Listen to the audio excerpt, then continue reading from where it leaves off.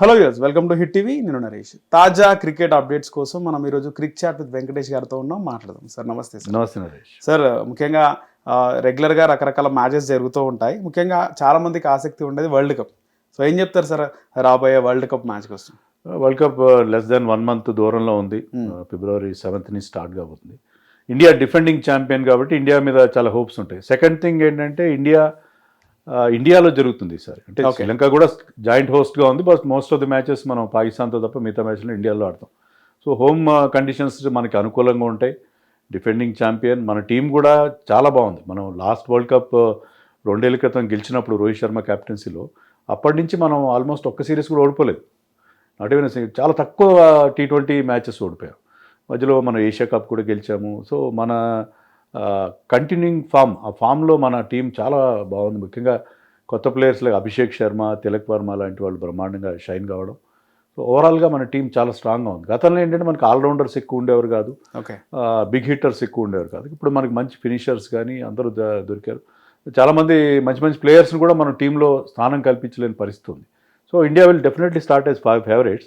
But మన ఇక్కడ దృష్టిలో పెట్టుకోవాల్సిన విషయం ఏంటంటే world cup T20 world cup హిస్టరీలో చూస్తే హోమ్ టీం ఎప్పుడు గెలవలేదు. ఇప్పటివరకు జరిగిన ఏ ఎడిషన్లో కూడా హోమ్ టీం గెలవలేదు. రెండోది డిఫెండింగ్ ఛాంపియన్ గెలవడం కూడా ఎప్పుడు జరగలేదు. అంటే ఆల్రెడీ గెలిచిన టీం మళ్ళీ నెక్స్ట్ టైం ఆ టైటిల్ని రిటైన్ చేయడం అని కూడా జరగలేదు. సో అవి చరిత్ర ఇండియాకి వ్యతిరేకంగా ఉంది, ఎగెన్స్ట్గా ఉంది. But in general Indian team ఇప్పుడు చాలా చాలా స్ట్రాంగ్గా ఉంది కాబట్టి అయితే ఏంటంటే తాజాగా మనకి కొన్ని ఇబ్బందులు ఏంటంటే ఇప్పుడు తిలక్ వర్మ గాయపడ్డాడు. తిలక్ వర్మ ఏషియా కప్ ఫైనల్లో ఎంత బాగా ఆడి మనని పాకిస్తాన్ మీద ఓడిపోతాం అనుకున్న మ్యాచ్ గెలిపించడం మనకు తెలుసు. అతను ఏంటంటే అది టెంపర్మెంట్ బాగుంటుంది, డిఫరెంట్ గేర్స్లో ఆడగలడు. అతను ఇంజరీ లిస్ట్లో ఉన్నాడు. అతను ఎప్పటివరకు వరల్డ్ కప్ ఫిట్ అవుతాడా లేదా అనేది there is a doubt about his fitness for the world cup. రెండోది తాజాగా వాషింగ్టన్ సుందర్ కూడా ఇంజర్డ్ లిస్ట్లో చేరాడు. Washington Sundar important all rounder. అతను ప్రతిసారి 11లోకి రాకపోవచ్చు, కానీ మన టీంలో ఆ బ్యాలెన్స్ కానీ బ్యాటింగ్లో ఆ డెప్త్ కానీ తీసుకురావడానికి వాషింగ్టన్ ప్రెజెన్స్ అవసరం. సో కీ ప్లేయర్స్ ఇంజర్డ్ అవ్వడం కొద్దిగా మనకి ఇబ్బందికరమైన పరిస్థితి. సో అందరూ ఇంజరీ ఫ్రీగా ఉంటే ఇండియా డెఫినెట్గా ఫేవరెట్గా ఉండే పరిస్థితి మనకు అనిపిస్తుంది. ఓకే.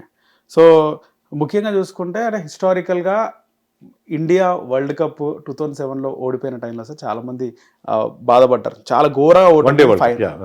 సో ఆ వరల్డ్ కప్లో అంటే ముఖ్యంగా అప్పుడంత ఘోర ఓటమి కారణాలు ఏముంటాయి సార్?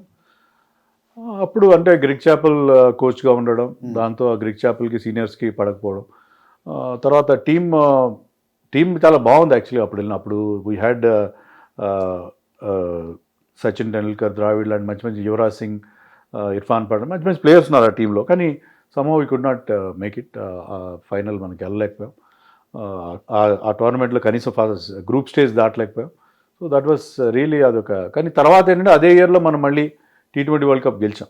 సో ఆ రకంగా మనం బాగా రికవర్ అయ్యామని చెప్పాలి. కానీ అలాంటి ఓటమి మళ్ళీ అలాంటిది రిపీట్ అవ్వలేదు కదా సార్? అది ఇండియన్ క్రికెట్కి కొంత మార్పు కూడా తీసుకొచ్చింది. ఎందుకంటే ఆ తర్వాత T20 వరల్డ్ కప్కి మన టీం సెలెక్ట్ చేసినప్పుడు సీనియర్స్ వాళ్ళంతటి వాళ్ళు తప్పుకున్నారు. సచిన్ కానీ ద్రావిడ్ కానీ. సచిన్ లాంటి వాళ్ళు ఏం చెప్పారంటే ధోని క్యాప్టెన్సీ ఇవ్వండి, ధోని ఈజ్ రైట్ పర్సన్ అని చెప్పారు. సో ఒక ఫ్రెష్ యంగ్ టీంతో మనం వెళ్ళాం, చాలా యంగ్ టీంతో వెళ్ళి మనం టైటిల్ కొట్టుకొచ్చాం. సో మనకి 1983 తర్వాత మళ్ళీ మనకి వరల్డ్ కప్ టైటిల్ వచ్చింది ఆ ఇయర్లోనే. So that was really great. సో ఒకసారి ఎప్పుడైతే మనకి ఒక పెద్ద దెబ్బ తగులుతుందో దానివల్ల కోర్స్ కరెక్షన్ చేసుకుంటాం. మనం కొన్ని ఇంపార్టెంట్ చేంజెస్ చేసుకొని మనం మంచి టీంతో అంటే T20కి ఒక youthful team and youthful freshness ఉండాలని చెప్పి మనం అనుకున్నాం. దాని ప్రకారం మనకి ఫలితాలు కూడా వచ్చినాయి. ఓకే. చాలామంది తిలక్ వర్మకి సంబంధించి తిలక్ వర్మని రీప్లేస్ చేస్తారు రాబోయే మ్యాచెస్లో అంటున్నారు. తిలక్ వర్మని ఎవరు రీప్లేస్ చేస్తారు? ప్రస్తుతానికైతే ఇంతవరకు తిలక్ వర్మని రీప్లేస్మెంట్ BCCI వాళ్ళు ప్రకటించలేదు. మనం న్యూజిలాండ్తో మనం 20వ తారీఖు తర్వాత ఈ నెలలో 5 T20s ఆడబోతున్నాం. సో మనకి వరల్డ్ కప్ ముందు జరగబోయే ప్రిపరేషన్ అదే 5 T20s. దానికి యాక్చువల్గా తిలక్ వర్మకి రీప్లేస్మెంట్ ప్రకటించాలి, కానీ ఇంతవరకు ప్రకటించట్లేదు. ఈవెన్ 1 డే టీంలో ఇంజరీస్ అయితే వాషింగ్టన్కి రీప్లేస్మెంట్ ప్రకటించారు, కానీ తిలక్ వర్మకి ఎలాంటి రీప్లేస్మెంట్ ప్రకటించలేదు.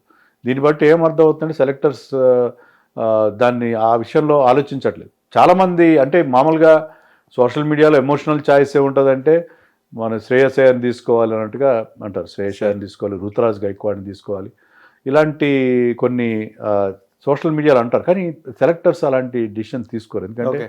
శ్రేయస్ అయ్యర్ ఆడి ఈ ఫార్మాట్ ఆడి చాలా కాలం అయింది. రుతురాజ్ కూడా అతను 112లో ఈ మధ్య బాగా ఆడి సెంచరీ చేసిన సందర్భం ఉంది, కానీ T20స్లో రుతురాజ్ వీళ్ళందరూ కమ్బ్యాక్ అవుతున్నారు. కమ్బ్యాక్ అయ్యే ప్లేయర్స్ వరల్డ్ కప్లో ఆడితే ప్రెషర్లో ఉంటారు. వరల్డ్ కప్లో ఏంటంటే మీరు ఫ్రీగా ఆడాలి. మీకు మీ ప్లేస్ గురించి కానీ మళ్ళీ టీంలో ఉంటామా లేదా నా సందేహాలు ఉంటే మీకు అంత ఫ్రీగా ఆడలేరు. సో ఇలాంటి కంబ్యాక్ ప్లేయర్స్ని తీసుకోవడానికి సెలెక్టర్స్ ఇష్టపడరు. అందుకని తిలక్ వర్మకి రీప్లేస్మెంట్ లేకుండానే వెళ్ళాలని చెప్పి బహుశా సెలెక్టర్స్ అనుకుంటున్నారు.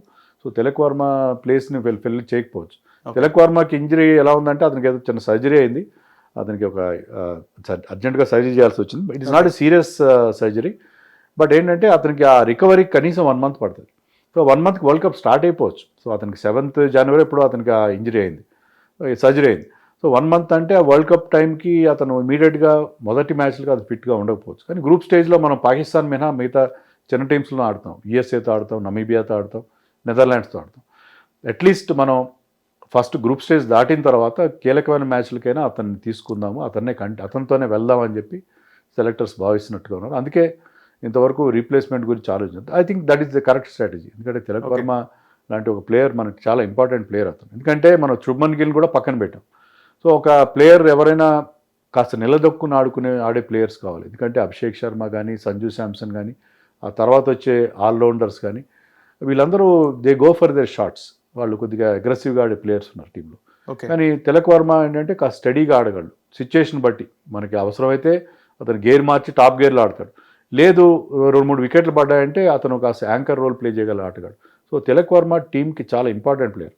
పర్టికులర్లీ శుభ్మన్ గిల్ లేడు కాబట్టి తిలక్ వర్మ విషయంలోనే they are banking on that anchor role. మామూలుగా T20లో యాంకర్ ఉంటాడని మనం అనుకోం, బట్ యాంకర్ కాకపోయినా కొన్ని సందర్భాల్లో ఒక ఎండ్లో ఒక ప్లేయర్ నిలబడి స్ట్రైక్ రొటేట్ చేస్తూ మరోవైపు నుంచి ఆ హిట్టింగ్ అనేది చేయాల్సి ఉంటుంది. Okay. So I think selectors replacement ప్రకటించకపోవచ్చు అని అనుకుంటున్నాను. సార్, రీసెంట్గా జరిగిన ఇండియా వర్సెస్ సౌత్ ఆఫ్రికా మ్యాచ్కి సంబంధించి కేఎల్ రాహుల్ బాగా ఆడినారని చాలామంది మాట్లాడడం జరిగింది. ఆయన క్యాప్టెన్సీ విషయంలో ఏం చెప్తారు సార్ అని? కేఎల్ రాహుల్ ఎప్పుడు అతనికి ఏ రోల్ ఇచ్చినా కూడా అతను బాగా పర్ఫామ్ చేస్తూనే వచ్చాడు. క్యాప్టెన్సీ ఇచ్చినా, కీపింగ్ చేయించిన, ఓపెనర్. ఇప్పుడు మీరు చూడండి, టెస్ట్ మ్యాచ్ల్లో అతను ఓపెనింగ్ చేస్తూ న్యూ బాల్ని బాగా ఫేస్ చేస్తాడు. చాలా సాలిడ్ ఓపెనింగ్ అతను అందిస్తాడు. స్పిన్ కూడా బాగా ఆడతాడు. అదే మీరు మనకి వన్డే విషయానికి వస్తే, వన్డేల్లో అతను డిఫరెంట్గా ఫినిషర్గా మనం మొన్న రీసెంట్గా న్యూజిలాండ్తో జరిగిన మ్యాచ్లో చూసాం. న్యూజిలాండ్తో జరిగిన మ్యాచ్లో అతను ఫినిషర్గా కూడా బాగా పర్ఫామ్ చేయాలి. ఈ బ్యాటెడ్ నెంబర్ 6 కేఎల్ రాహుల్ మామూలుగా ఓపెనర్గా బ్యాటింగ్ చేసేవాడు. నెంబర్ 6లో బ్యాటింగ్ చేయడం అంటే చాలా 6లో బ్యాటింగ్ చేస్తూ మ్యాచ్ని ఫినిష్ చేయడం. సో తనకు అలవాటు లేని రోల్, అవుట్ ఆఫ్ పొజిషన్ కూడా ఆడగలడు, ఎక్కడైనా ఆడగలడు, కీపింగ్ చేస్తాడు, ఫీల్డింగ్ చేస్తాడు, క్యాప్టెన్సీ చేయమంటే క్యాప్టెన్ చేస్తాడు. సో అలాంటి ఒక క్రికెటర్ ఉండడం చాలా గ్రేట్. అది వితౌట్ కంప్లైనింగ్. నాకేంటి ఒకసారి ఓపెనింగ్ చేస్తారు, ఒకసారి మిడిల్ ఆటలు ఆడిస్తారు, లేకపోతే ఒకసారి క్యాప్టెన్ చేస్తారు, నెక్స్ట్ మ్యాచ్లో నాకు ప్లేస్ కూడా ఉండదు. ఇలాంటిది ఎప్పుడు ఈ never complaint about selection matters కానీ ఏమి కంప్లైంట్ చేయలేదు. సో టీంకి ఎప్పుడు కూడా ఎలాంటి రిక్వైర్మెంట్ వచ్చినా దానికి he's ready. So we're lucky to have a cricketer like KL Rahul.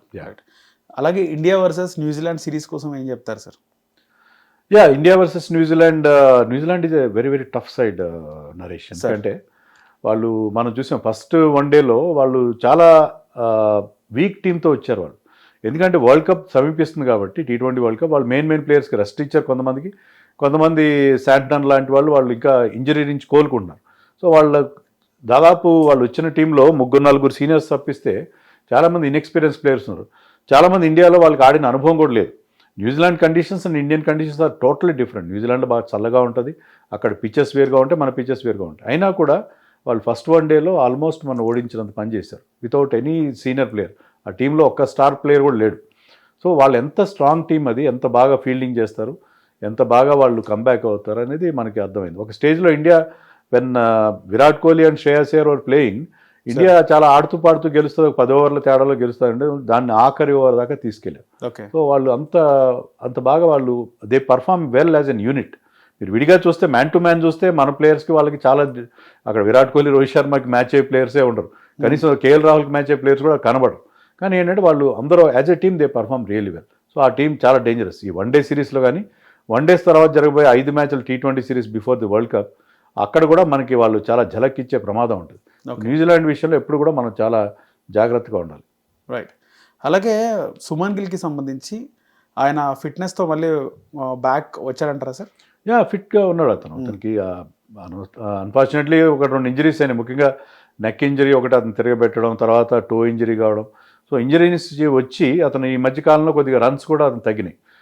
అతను టెస్ట్ మ్యాచ్లో అద్భుతంగా ఆడాడు ఇంగ్లాండ్లో, కానీ ఆ తర్వాత వైట్ బాల్ క్రికెట్లో వన్డేల్లో కానీ T20స్లో కానీ of late he has not performed well. Okay. కానీ లక్కీలీ మొన్న న్యూజిలాండ్ జరిగిన ఫస్ట్ వన్డేలో ఈ స్కోర్డే హాఫ్ సెంచరీ. అది అతనికి చాలా కాన్ఫిడెన్స్ ఇచ్చి ఉంటుంది. ఎందుకంటే చాలా కాలంగా ఒక పెద్ద స్కోర్ రాని పరిస్థితి మనకు అనిపించింది. బట్ అతను మంచి టచ్లో కనిపించాడు. సో అతను ఆ కన్సిస్టెంట్ ప్లేయర్. మీరు T20లో అతన్ని తీసేయడం వల్ల డిసప్పాయింటింగ్ అతనికి పర్సనల్గా, కానీ అతను వన్డేల్లో కానీ టెస్ట్లో కానీ మనకి చాలా చాలా ఇంపార్టెంట్ ప్లేయర్. చాలామంది ఏమంటారంటే టెస్ట్ మ్యాచ్లో బాగా ఆడతాడు, వన్డేలో కూడా బాగా ఆడంటారు, కానీ వాళ్ళకి ఫ్యాక్ట్స్ కానీ స్టాటిస్టిక్స్ కానీ తెలియవు. Because he's averaging 56 in one days. 56 అంటే విరాట్ కోహ్లీ కంటే మంచి యావరేజ్ ఉంది అతను. అంత కన్సిస్టెంట్గా ఆడుతున్నాడు. Already scored so many hundreds, ఒక డబుల్ సెంచరీ కూడా ఉంది వన్డేస్లో. సో వన్డేస్లో టెస్ట్లో అతను చాలా చాలా ఇంపార్టెంట్ ప్లేయర్. అతను కెప్టెన్గానే కాకుండా ప్లేయర్గా కూడా అతను చాలా important player. And happy that he's back to form. Okay. అంటే ఆయన కెప్టెన్ చేయడం మీరు ఎలా భావించినారు సార్? చేయగానే కెప్టెన్ చేయడంలో తప్పేం లేదు. అంటే చాలామంది అభిప్రాయంలో even I feel that Rohit Sharma should have continued for some more time. అంటే నెక్స్ట్ వరల్డ్ కప్ దాకా రోహిత్ ఉండాలని కాదు. రోహిత్ శర్మ మనకి ఒక ఏడాది లోపులోనే రెండు కప్లు అందించాడు మనకి, ICC ట్రోఫీస్ అందించాడు. Right. T20 world cup and champions trophy. కానీ ఛాంపియన్స్ ట్రోఫీ గెలిచిన వెంటనే అతన్ని క్యాప్టెన్సీ నుంచి రీప్లేస్ చేయడంలో మీనింగ్లెస్. వాళ్ళిద్దరు మంచి ఫామ్లో ఉన్నారు, రోహిత్ కానీ విరాట్ కానీ. వాళ్ళు అంతమంది వరల్డ్ కప్ మనం ఆడినప్పుడు, వన్డే వరల్డ్ కప్ ఆడినప్పుడు కానీ, T20 వరల్డ్ కప్లో, తర్వాత ఛాంపియన్స్ ట్రోఫీలో both of them are in great form.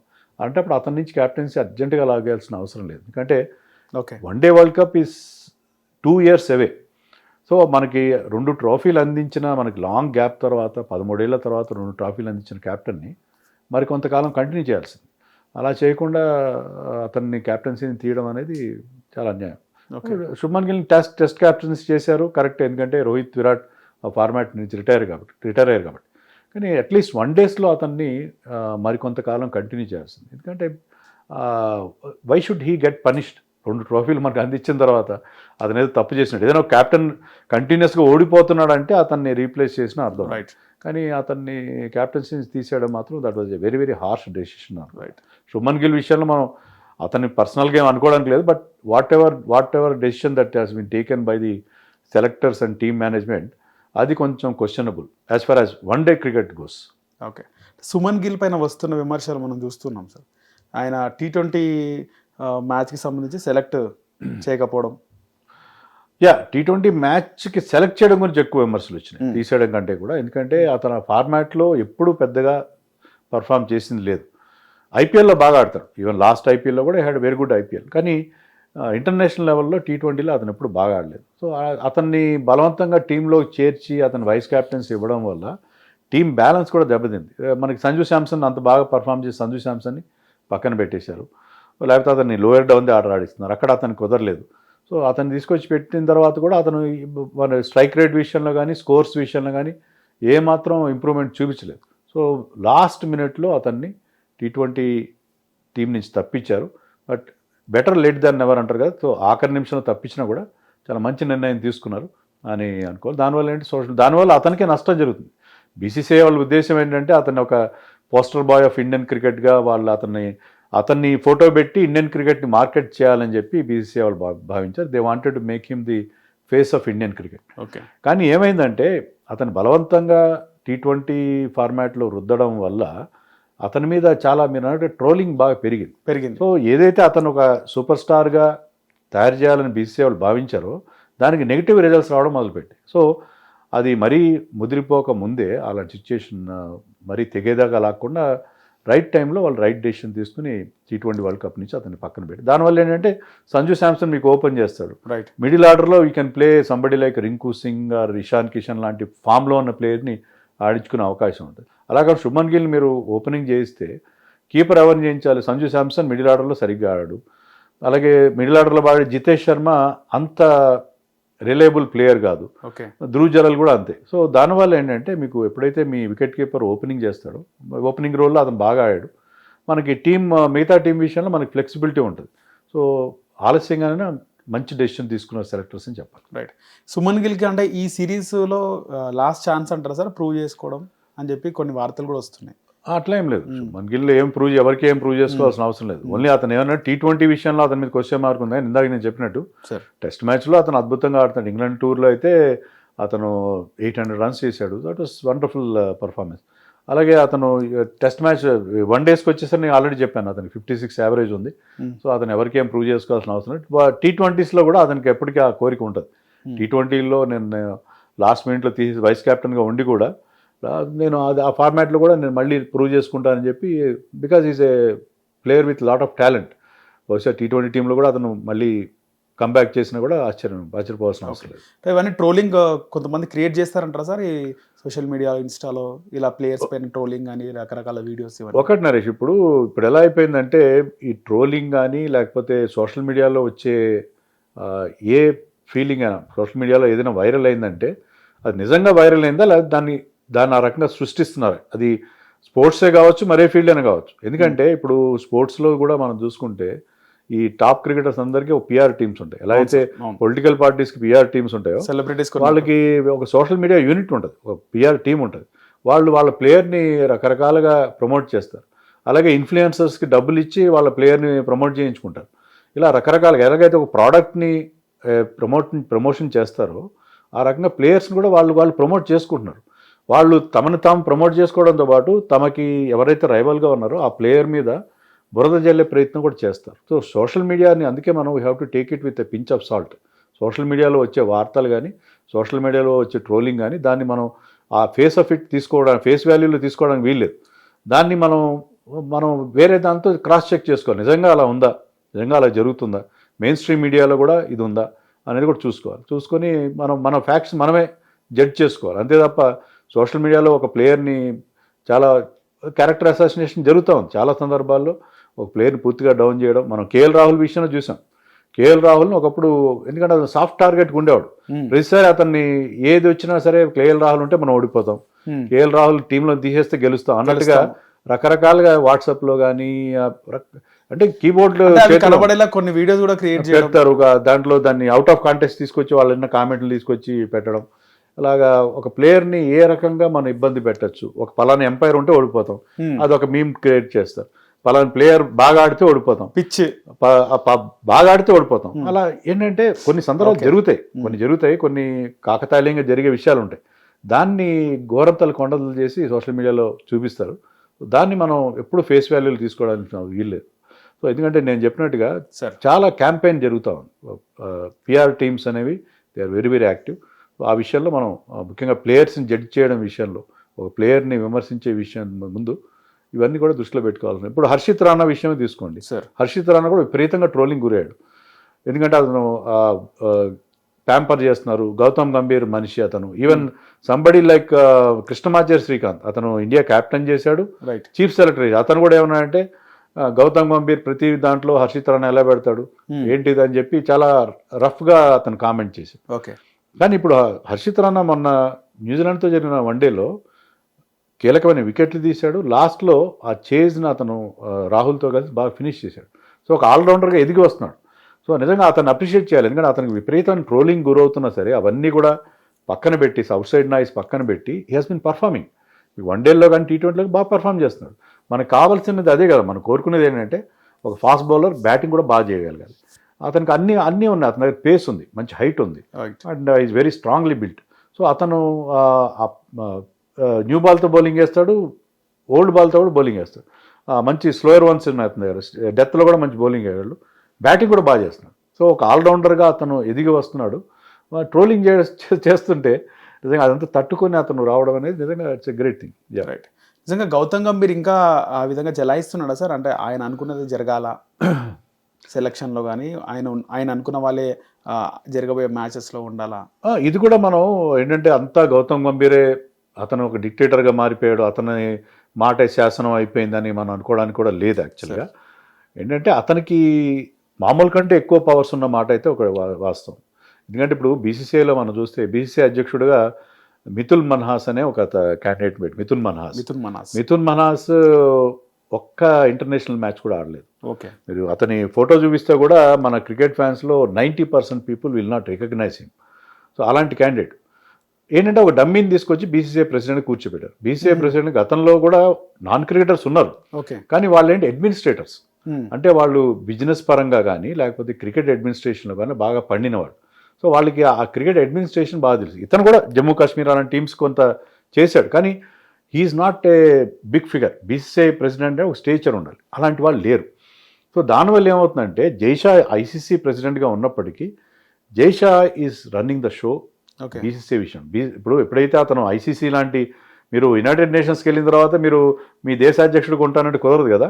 అదే రకంగా ఐసీసీకి వెళ్ళిన తర్వాత జైషాకి ఇక్కడ డైరెక్ట్ ఇన్వాల్వ్మెంట్ ఉండదు, కానీ ఇండైరెక్ట్గా he's the de facto president of BCCI అనడానికి మనకు ఉదాహరణ. అంటే సో నిర్ణయాలు తీసుకునేది గౌతమ్ గంభీరో లేకపోతే అగార్కరో కాదు, ఒక కోర్ గ్రూప్ ఉంటుంది. దాంట్లో జైషా ఉంటాడు, గంభీర్ ఉంటాడు, అగార్కర్ ఉంటాడు, ఇంకా కొంతమంది మనకు కనబడిన పెద్దలు రాజీవ్ శుక్లా లాంటి వాళ్ళు కొంతమంది ఉంటారు, ఈవెన్ ధుమాల్ ఇలాంటి వాళ్ళందరూ ఉంటారు. వీళ్ళు ఏంటంటే వీళ్ళందరూ కలిసి ఇండియన్ క్రికెట్ గురించి నిర్ణయాలు తీసుకుంటారు. దాంట్లో జైషా రోల్ కానీ గంభీర్ రోల్ కానీ కాస్త ఎక్కువ ఉండొచ్చు. సో పూర్తిగా మనం గంభీర్ అయినా అనుకోవడం లేదు. ముఖ్యంగా గంభీర్ ఇప్పుడు కొంచెం డిఫెన్స్లో ఉంటాడు, ఎందుకంటే టెస్ట్ టీంలో టెస్ట్ పర్ఫార్మెన్స్ ఏమాత్రం బాగాలేదు. మనం న్యూజిలాండ్తో 3-0తో ఓడిపోవడం, తర్వాత న్యూజిలాండ్తో ఓడిపోయిన తర్వాత మళ్ళీ మొన్న సౌత్ ఆఫ్రికాతో కూడా హోమ్లో 2 టెస్ట్ మ్యాచ్లు ఓడిపోయాం. సో గౌతమ్ గంభీర్కి గతంలో ఉన్నంత ఆ వాయిస్ ఇప్పుడు ఉండే అవకాశం లేదని నాకు అనిపిస్తుంది. సో అతన్ని కూడా మనం హోల్సేల్గా బ్లేమ్ చేయడానికి వీల్లేదు.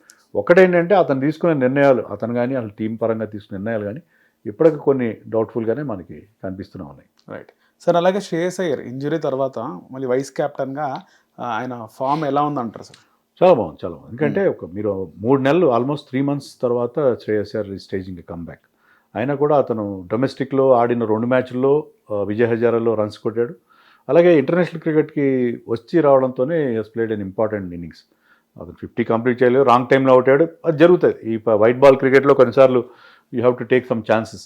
బట్ స్టిల్ అతను ఒక లాంగ్ గ్యాప్ తర్వాత వచ్చి, ఎందుకంటే అంత గ్యాప్ తర్వాత వచ్చినప్పుడు కొద్దిగా మీరు ఆ మ్యాచ్ సిచ్యువేషన్కి అలవాటు పడడానికి కొంచెం టైం పడుతుంది, కానీ ఆ టైం తీసుకోకుండా ఈజ్ వన్స్ అగైన్ అతనికి ఎప్పుడెప్పుడు అవకాశాలు ఇచ్చినా అతను ప్రూవ్ చేసుకున్నాడు. సో అతను వైస్ కెప్టెన్సీ చేయడం కూడా చాలా మంచి నిర్ణయం, ఎందుకంటే is probably the one of the best captains. మనం డొమెస్టిక్లో చూస్తే ఐపీఎల్ పరంగా చూస్తే అతను ఐపీఎల్లో ఇచ్చిన రిజల్ట్స్ మిరాక్యులస్ రిజల్ట్స్ ఇచ్చాడు. సో అతన్ని ఫ్యూచర్ కెప్టెన్గా ఏ ఫార్మాట్లో అయినా అతన్ని గ్రూమ్ చేయడం అనేది చాలా అవసరం. అలాగే he should have a regular place in test matches, home test matches and one day cricket.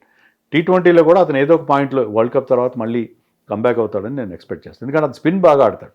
మనం ఇప్పుడు వస్తున్న ప్రెజెంట్ ఇండియన్ టీంలో మనకు వస్తున్న మేజర్ ప్రాబ్లం ఏంటంటే most of the players are not playing spin well.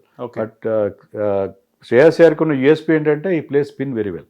So అందుకని అతన్ని మళ్ళీ ఎక్కువగా అన్ని ఫార్మాట్స్లో ఆడిస్తే బాగుంటుందని నేను అనుకుంటున్నాను. Right sir. రీసెంట్గా జరిగిన మ్యాచ్లో ప్లేయర్ ఆఫ్ ద మ్యాచ్గా విరాట్ కోహ్లీకి రావడం, ఇవన్నీ ఆయన ఆట తీరు ఎలా ఉంది సార్ ఈ మ్యాచ్లో, జరిగిన మ్యాచ్లో? విరాట్ కోహ్లీ సెన్సేషనల్ నన్ను అడిగితే, ఎందుకంటే అతని కంబ్యాక్ మనం చూస్తే ఇప్పుడు చాలా లాంగ్ గ్యాప్ తర్వాత ఆస్ట్రేలియాలో అతను మళ్ళీ వన్ డే వేసాడు. రైట్, చాలా గ్యాప్ వచ్చేసింది. అందరి దృష్టి విరాట్ కోహ్లీ మీద, రోహిత్ శర్మ మీద ఉంది. ఫస్ట్ మ్యాచ్లో 2 ఫెయిల్యూర్. విరాట్ కోహ్లీ అయితే ఫస్ట్ 2 మ్యాచెస్లో 2 డక్అవుట్స్ అయ్యాడు. సో విరాట్ కోహ్లీ పని అయిపోయిందా ఏంటిది, గ్యాప్ వచ్చేసింది, ఒకటే ఫార్మాట్ ఆడుతున్నాడు. ఎందుకంటే వాళ్ళు ఒకే ఫార్మాట్ ఆడే ప్లేయర్స్, అంటే మన ఇండియా టెస్ట్ మ్యాచ్లు ఆడినా T20s ఆడినా వాళ్ళు కనబడరు. సో కొన్ని నెలల తరబడి గ్యాప్ వచ్చేస్తుంది వాళ్ళకి. సో అన్ని నెలల గ్యాప్ వచ్చిన తర్వాత అదే ఫిట్నెస్ మెయింటైన్ చేయడం, అదే ఇంటెన్సిటీ, ఆ రిథంలో ఉండడం చాలా కష్టం అవుతుంది. బట్ విరాట్ కోహ్లీ ఆ 2 డక్అవుట్స్ తర్వాత ఆస్ట్రేలియాలో ఒక అన్బీటన్ 50 చేశాడు.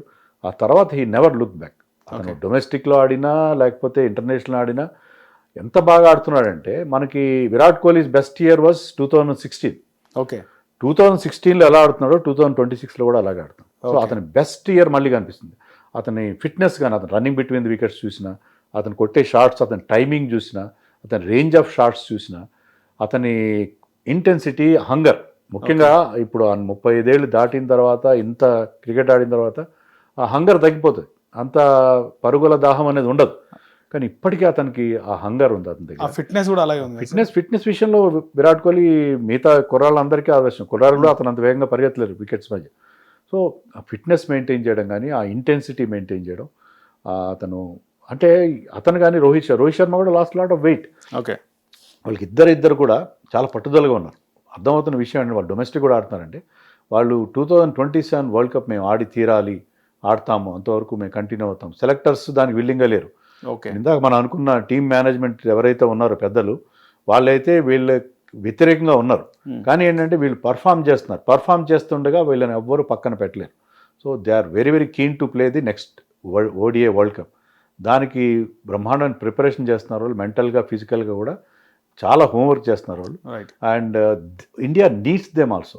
ఎందుకంటే ఇప్పుడు వచ్చే క్రాప్ ఆఫ్ క్రికెటర్స్ ఎలా ఉన్నారంటే వాళ్ళు ఈవెన్ టెస్ట్ మ్యాచ్లో కాదు, వన్డేల్లో కూడా ఆడే ఓపిక లేదు వాళ్ళకి. వాళ్ళు T20 ఫార్మాట్కి మాత్రం ట్యూనప్ అయి ఉన్నారు. కానీ మనం next world cup last time మనకి డిసప్పాయింట్మెంట్ జరిగింది వన్డే వరల్డ్ కప్లో. నెక్స్ట్ వరల్డ్ కప్ సౌత్ ఆఫ్రికాలో గెలవాలంటే we need the presence of Virat Kohli and Rohit Sharma. మొన్న కూడా మన మ్యాచ్లో మనం చూస్తే విరాట్ కోహ్లీ ఉండబట్టి 300 టార్గెట్ని వికెట్లు పడుతున్నా మనం దాన్ని సాధించగలిగాం. సో విరాట్ కోహ్లీ లాగా డిఫరెంట్ ఆ ఇన్నింగ్స్ పేస్ చేసుకోవడం, డిఫరెంట్ గేర్స్లో ఆడే ప్లేయర్స్ మనకి ఎక్కువ మంది లేరు.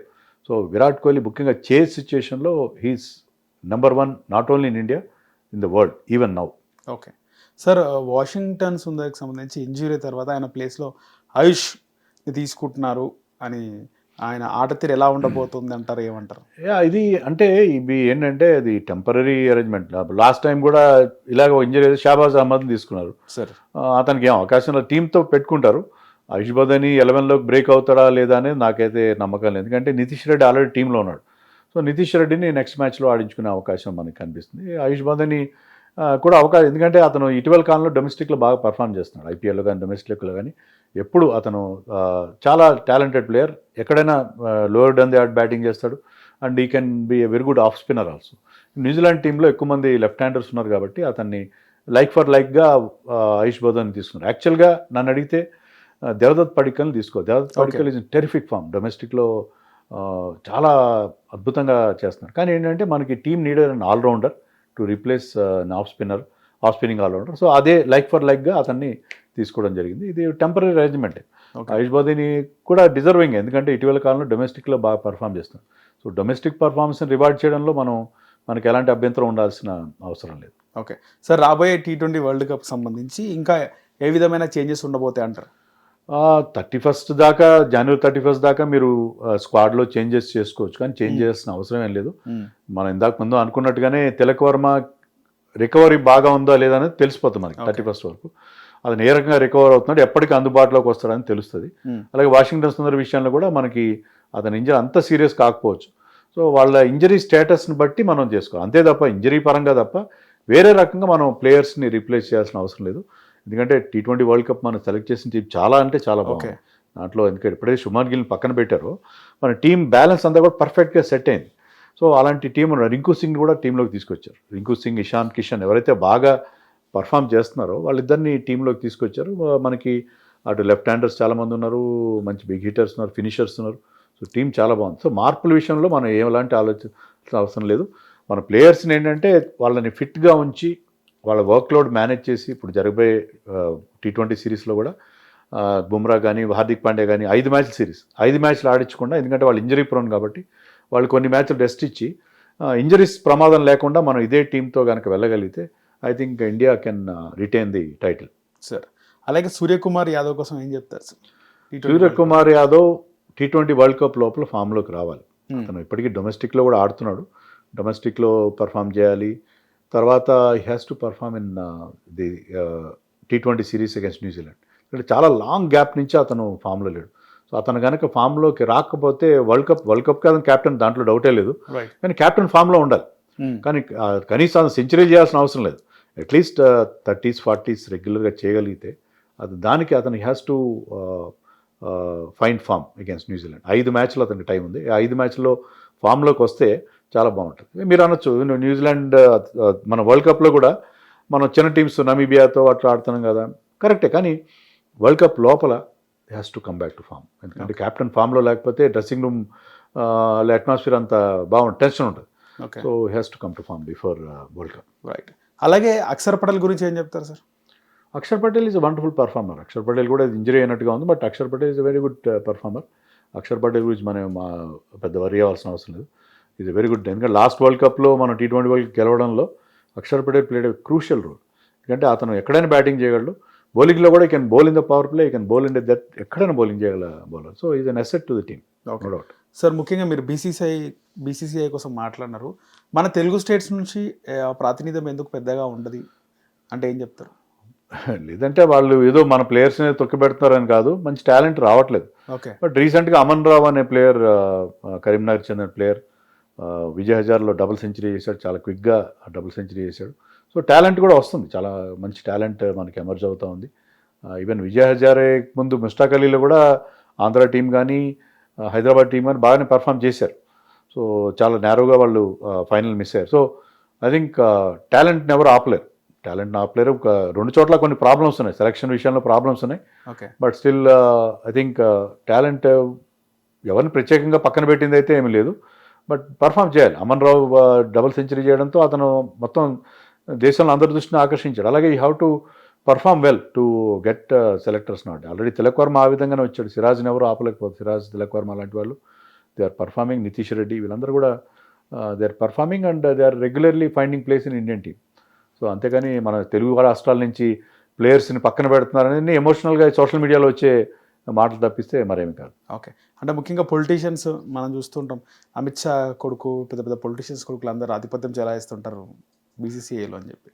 అంటే జైషా ఏదో మన క్రికెట్కి ఏదో డ్యామేజ్ చేశాడని కాదు, politicians as such are not bad. ఎందుకంటే పొలిటీషియన్స్ కనుక మీకు పదవిలో ఉంటే వాళ్ళు మీకు అక్కడ పనులు అవుతాయి. మీకు ఏదైనా ప్రభుత్వం స్థాయిలో ఏదైనా మీకు బోర్డుకి ఏదైనా కన్సెషన్స్ కావాలి, ఏమైనా కావాలంటే అవి అవుతాయి. ముఖ్యంగా జైషా విషయంలో మనం హ్యాపీగా ఫీల్ అవ్వాల్సింది ఏంటంటే he's not a politician, he son of a politician. Right. ఇప్పుడు పొలిటీషియన్ ఉన్నాడు, అమిత్ షా కనుక బీసీసీ అధ్యక్షుడిగా ఉంటే అమిత్ షా ఎంత టైం కేటాయించగలడు? ఆయనకి దేశ వ్యవహారాలు చూసుకుంటాడా, క్రికెట్ వ్యవహారాలు చూసుకుంటాడా? రైట్. వాళ్ళు టైం ఇవ్వలేకపోతారు. కానీ Jay Shah being son of Amit Shah, అతను ఉంటే మనకి ఇబ్బంది లేదు. ఎందుకంటే అతను is not a cricketer, is not a politician. Right. అతను పూర్తి టైం క్రికెట్ కేటాయించగలడు. అలాగే ప్రభుత్వంలో అతను ఏమన్నా పనులు కావాల్సి వచ్చినా, ప్రభుత్వ స్థాయిలో ఏమైనా పనులు కావాల్సి వచ్చినా ఈజీగా అవుతాయి. ఎందుకంటే ప్రభుత్వంలో అతనుకున్న ఇన్ఫ్లుయెన్స్ని అతను ఉపయోగించగలుగుతారు కాబట్టి. సో ఇది రైట్ సిచ్యుయేషన్. అదే కనుక గతంలో శరద్ పవార్ లాంటి వాళ్ళు చాలామంది పొలిటీషియన్స్ బీసీసీ అధ్యక్షులుగా కీలకమైన పదవుల్లో ఉన్నారు. కానీ ఏంటంటే వాళ్ళు టైం కేటాయించలేరు. వాళ్ళకి ఏంటంటే వాళ్ళ లీస్ట్ ప్రయారిటీ ఉంటుంది. వాళ్ళ 90% of the time will be in politics and government. కానీ ఇలాంటి వాళ్ళు ఉంటే ఏంటంటే మనకి 2 రకాలుగా బెనిఫిట్ అయ్యే అవకాశం ఉంది. ఓకే. తెలుగు స్టేట్స్ నుంచి అయితే ఎవరు ఏ పొలిటీషియన్కి సంబంధించిన ఫ్యామిలీ మెంబర్స్ కానీ ఎవరు పెద్దగా లేరంటారు. అట్లేం లేదు. ఆంధ్ర క్రికెట్ అసోసియేషన్కి ఒక ఎంపీ ప్రెసిడెంట్గా ఉన్నాడు. అంటే నేషనల్ లెవెల్లో? నేషనల్ లెవెల్లో ప్రస్తుతానికి అయితే ఎవరు తెలుగు రాష్ట్రాల నుంచి అయితే ఎవరు లేరు. రైట్. ఉంటే బాగానే ఉంటుంది, ఉంటే I think it's good thing. But మనకి తెలుగు రాష్ట్రాల నుంచి కొంతమంది ప్లేయర్స్ అయితే ఉన్నారు. ఇప్పుడు వాళ్ళ టాలెంట్ ఆధారంగా మనకి తిలక్ వర్మ కానీ, నితీష్ రెడ్డి కానీ, సిరాజ్ కానీ they are regularly finding place in Indian team. Right. ముఖ్యంగా లాస్ట్ అండ్ ఫైనల్ తెలుగు స్టేట్స్లో చాలా స్టార్ క్రికెట్ మ్యాచెస్ జరుగుతూ ఉంటాయి గతంలో. బాలకృష్ణ గారు, చిరంజీవి గారు. ఈ రీసెంట్ టైమ్స్లో అలాంటి క్రికెట్ మ్యాచెస్ లేవు సార్, ఏం చెప్తారు?